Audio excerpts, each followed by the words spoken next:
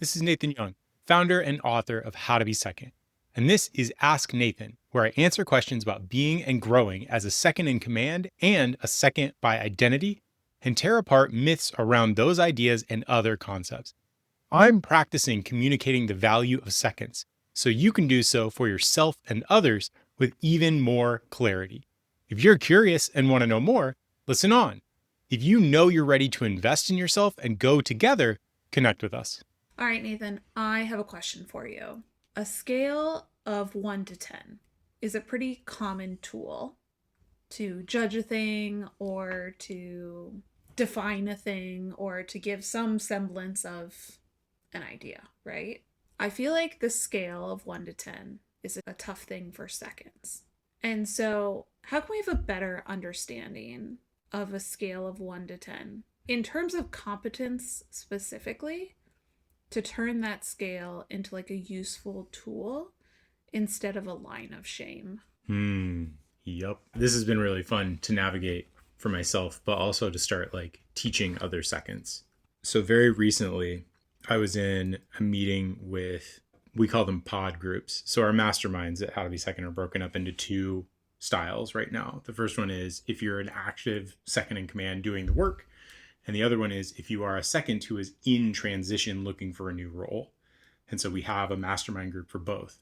The mastermind groups where you're in a second in command role actively, those groups are like a little bit bigger. The in transition groups are like pods, we call them, because it's only 2 or 3 people with a facilitator. So it's like very intentionally like we need to spend more time focused on not a topic, but a person. And our meeting that we just had a couple of weeks ago, we unpacked this idea a little bit. And it started off with this feeling of like, I don't know if I'm qualified. And so the conversations we were having around like looking at job descriptions and things like that. And the people in the room were like, I don't really know if I'm qualified. You know, like I know what that means and I know that I can't do it. And I was like, hey, we need to reframe right here. We need to recognize that we're using a scale of 10 wrong. And hilariously, we're plotting ourselves on it in a way that makes sense. And we're not plotting ourselves on it how it actually works. The end result was if you know that you are not qualified, if you understand enough about the situation to know that you are not qualified, you actually understand more about that thing than most people. So you actually are one of the most likely to be qualified if you understand enough something to disqualify yourself, which is hilarious, right? But like, I know that I'm not fit to be an NBA player because I know what an NBA player looks like. This is a really simple example because we understand like what goes into like being an NBA player or whatever. That's 10. That's like in the realm of 10. Well, I know that I'm not at 10. Hilariously, that actually puts me way ahead of most people in terms of like understanding what it actually takes to be an NBA player. I still need to develop like the muscle memory and the whatever. And there's no way I'm going to pull any of this off now. But the fact that I actually understand the levels and I could speak to being like, well, I can't be a 10 because of, and then I could explain to you the discrepancy means I'm so far along on the bell curve, the distribution curve. I'm answering something complex, but this is how I unpacked it. And it didn't click until I basically said that. For the people in the room, it didn't click until I was like, if you can actually describe to me why you're disqualified, that means you are one of the most qualified. And that was like really hard to take in. And then I explained the concept of the distribution curve.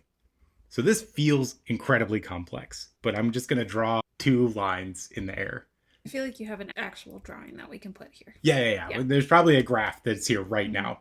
But if you can imagine this thing where there's a graph, most people go, oh, 5, that's in the middle. So like there's a bell curve, whoop, and the bell hits the top in the middle and then comes back down because that's average, right? Because out of 10, average is 5 because that's in the middle. And why wouldn't a bell curve be shaped where it's peak in the middle? Thing about distribution of expertise is that actually the distribution curve of expertise doesn't look like this. It looks like that. That's what it looks like. It looks like everyone is at 0. And then if you're at 1, you're in the 50th percentile. If you're at 2, you're in the 70th percentile. If you make it to 5, you're in the 90th percentile. So if you make it to 5 out of 10, you are better than 9 other people in the whole world. Like, you're in a league of your own if you are slightly above mediocre at that thing, which is impossible to think. It's wild to think.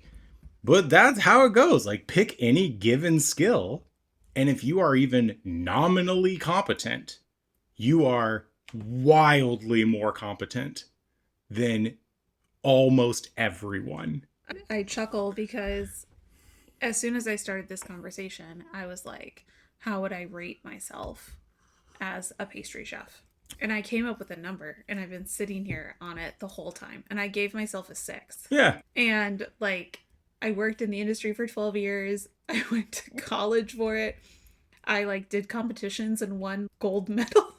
Yeah. But I would legitimately give myself a 6 because I know what 10 is. Yes. And I'm definitely not that. And so I would hesitate with certain jobs to be like, oh, I can't do that. Yep. I'm only a 6. Yes. But for most of my life, I'm a rock star. Yeah, because at 6 out of 10, if like 3 Michelin stars is 10, going from 6 to 10 is a lifetime feat. Going from 3 to 6 may also be a lifetime feat. And so like most people, like so many people, 50% of all people are at flat 0, can't make macaroni from a box. Like 1 puts you at 50%. 2 puts you at 70%. 6 puts you in the 90th percentile. And you and I know this. We literally just watched the Winter Olympics. We watched how many people do the half pipe skiing thing, right? How many people did we watch? A dozen? A lot, yeah. Out of a dozen of them, 7 of them did not complete their runs. So that's something. And then the other thing is 5 people in the world managed. Yes!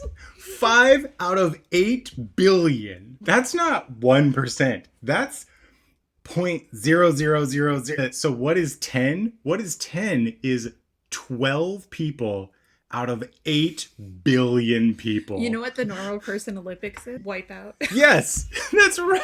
The normal person Olympics is like second obstacle.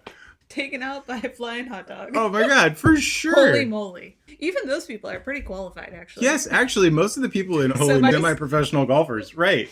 And we're watching them not be able to finish a putt-putt course. Yeah. Yeah, that's right. Just that. If you are genuinely a 6 out of 10, you're in the 90th percentile of all humans on the planet. That thing. And so now, again, do you actually know how to scope 10? But I would say that's like a second superpower. It's the line of shame. So we perceive the gap between 6 and 10 as we're in the 60th percentile. If we're 6 out of 10, we're in the 60th percentile. And the difference between 6 and 10 is our line of shame. When I decide I want to take on a project, the amount of research that I do before I'm willing to like commit out loud, and then whether or not I commit out loud has to do with how I've decided to handle that I won't be a 10. Yeah. Yeah. So like from the smallest thing to like, I want to go buy a bike to I'm gonna, take on this brand new video editing job, whatever. And then like, can I deal with not being a 10 out loud? Because now I've done enough research to know what 10 is here. We're talking about putting a shed in the backyard. And I'm pretty sure that I could build a shed now so that I could go properly purchase a shed built by someone else. The scope is wild. So what I hear you saying is we need to have a better understanding of not just where we sit on the scale of 10, but where the majority of people sit on the scale of 10, and to like find our confidence in that. I think seconds are often competing against themselves or like a perceived qualification, right? So we're always assuming that the expectation is 10. And so we're trying to be towards that expectation of 10, that the other person knows what 10 is. And so I talk about our imposter syndrome is like very weird. Everybody talks about imposter syndrome, this feeling like that I'm not supposed to be there. But I actually talk about our imposter syndrome as seconds to be more like feeling like we're gaslit. And this idea is imposter syndrome is supposed to be like, oh, I'm not actually qualified to do this. Somebody's going to find out that I'm a fraud. Something like 85% of people apparently experience imposter syndrome, which means it's not a syndrome. That's just the human condition. What I think is completely different about the way that seconds experience this comes back to this idea of like knowing what 10 is. We experience it by going, I'm a 6 out of 10. I feel a line of shame between 6 and 10. I don't feel incredible about 1 to 6. I feel a line of shame between 6 and 10. Everyone around me thinks I'm fucking awesome, thinks I am the bee's knees. I am a godsend in this thing. And someday they're going to figure out there's someone smarter than me. There's someone better than me. That's our imposter syndrome, is that we're like, are they shitting me? Are they gaslighting me right now? Could keep saying I'm so awesome, but obviously I'm not. I mean, like, clearly this is 10 and I'm here and they keep saying this stuff. But the reality is you are a 6 out of 10 in a sea of ones. Maybe a sea of threes. That's like the actual reality. Because if you think about it from a competition lens, I'm not saying that's always healthy, but I am saying for just a second, if you think about it from a competition lens, like where are you on this distribution curve? And the answer is if you're at a 6 out of 10, you are kicking almost everyone's ass. Like in any room of 10 people, there's going to be one other person who has a shot at competing with you. That's it. I'm very competitive. Yeah. So that maybe was a personal dig, but that's okay. All right, we're just going to leave it there. Hey, it's Nathan again. If you made it to the end, that's awesome. If you have a question, shoot it over to contact@howtobesecond.com. If you're glad this work exists and want it to continue existing, you can support How to Be Second at howtobesecond.com/support. Thanks again. I'm looking forward to your next question.